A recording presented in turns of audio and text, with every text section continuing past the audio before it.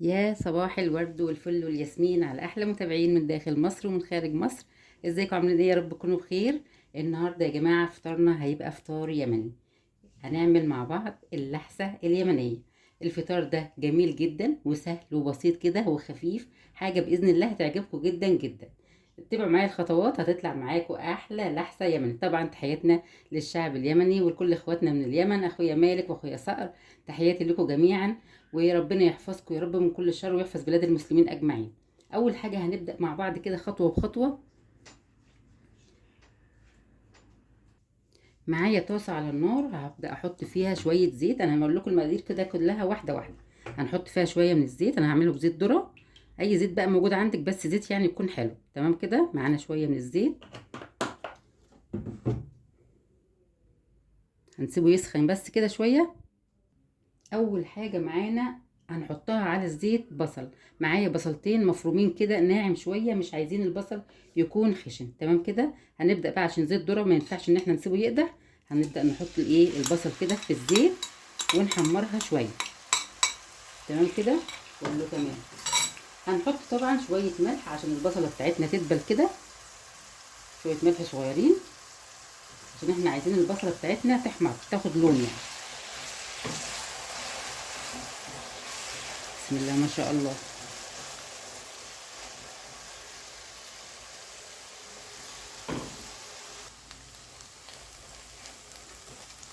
احنا عايزين البصله تحمر شويه. تمام كده. كده يا اول مقادير معانا الزيت حطيناه في الطاسه، بعيد عليكم الكلام تاني. وكمان حطينا البصله عشان تحمر شويه. نفضل نقلب فيها كده.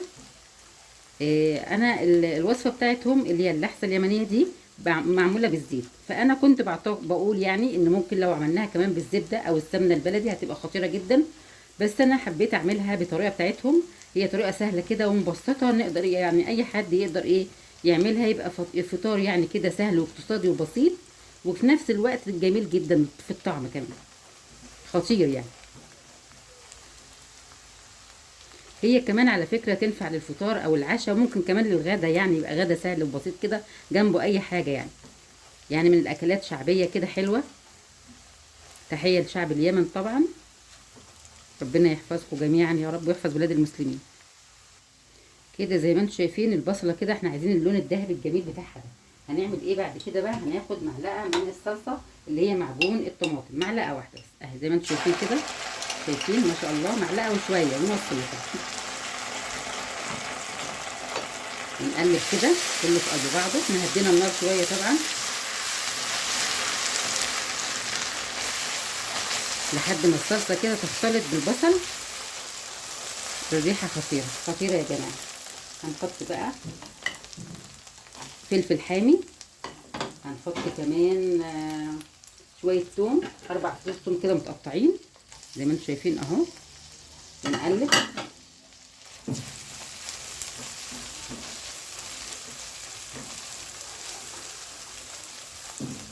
وابدا بقى اضيف معايا 3 طماطمات او 4 كده متقطعين قطع صغيره. طماطم. الله الله الله على الجمال، الله والروائح الجميله يا جماعه.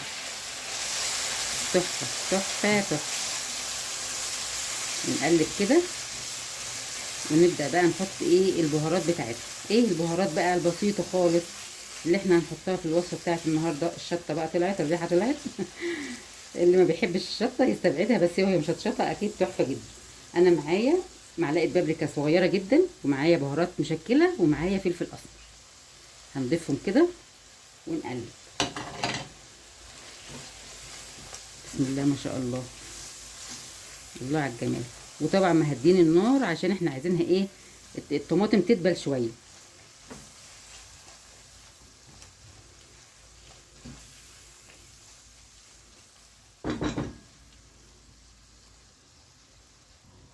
هنضيف شويه ملح برضو كده صغيرين. ونقلب.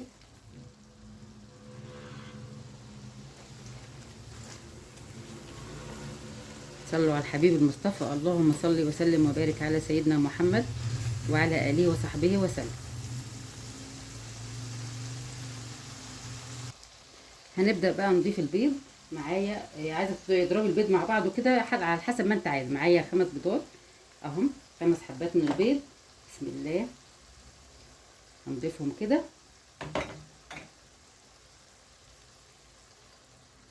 زي ما انتم شايفين سهله جدا جدا.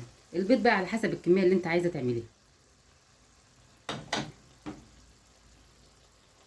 كده كله تمام.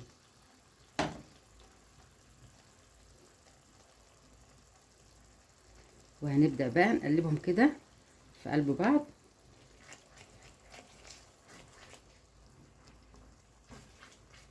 كده زي ما انتم شايفين، ونغطي بقى عليها كده لحد ما ما تاخد وتدي مع بعضها، والبيض يستوي دي يعني لمدة دقيقة كده واحدة بس، لمدة دقيقة واحدة.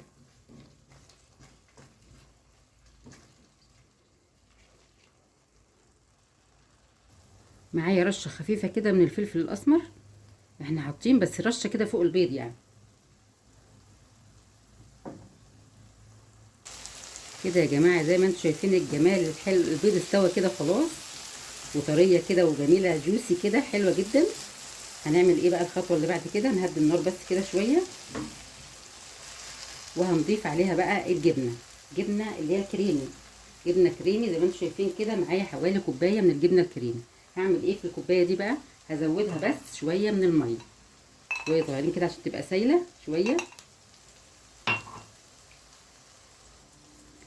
شوية مية ضفناهم، هنقلبها بقى كده عشان تبقى سايلة شوية بس، نعرف نوزعها على البيض. تمام اهي.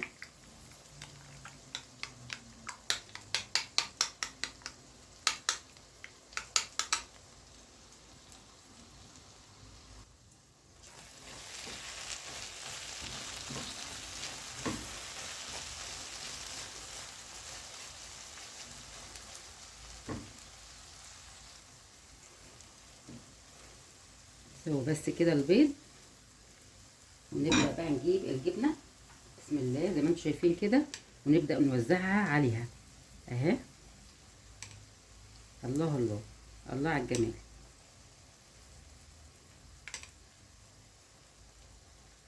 شايفين يا جماعة؟ مفيش اسهل من كده. وصفة سهلة جدا وتغيير بقى، تنفع زي ما قلت لكم كده للفطار، للعشاء، ممكن للغدا كمان جنبها اي حاجة تانية شعبية برضو زيها كده. جربوا الوصفة بإذن الله هتعجبكم. ما تنسوناش في اللايك يا جماعة. بقى جنبها بقى كوباية شاي، هتبقى فطار يعني ملوكي. صراحة يعني. كده تمام. هنبدأ بقى نسيبها بس، اغطيها بس الجبنة تغلي شوية كده معاها بسيط يعني دقيقة برضو، واطفي عليها. نضيف لها طبعا بقى شوية من البقدونس. الله على الجمال. شايفين يا جماعة الجمال؟ ايه الجمال والطعامة ده مع كوباية الشاي بقى سادة. تحفة تحفة يا جماعة، تحفة.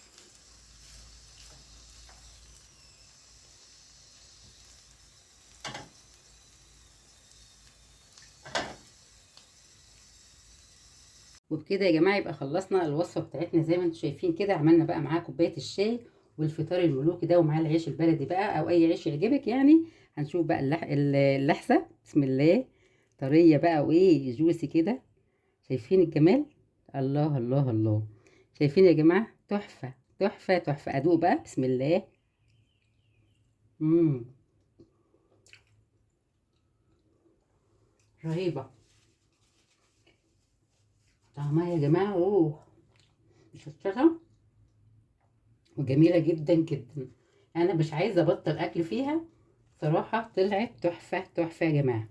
تحياتنا طبعا للشعب اليمني. شايفين طريقه ازاي؟ شايفين الجمال؟ تحفه.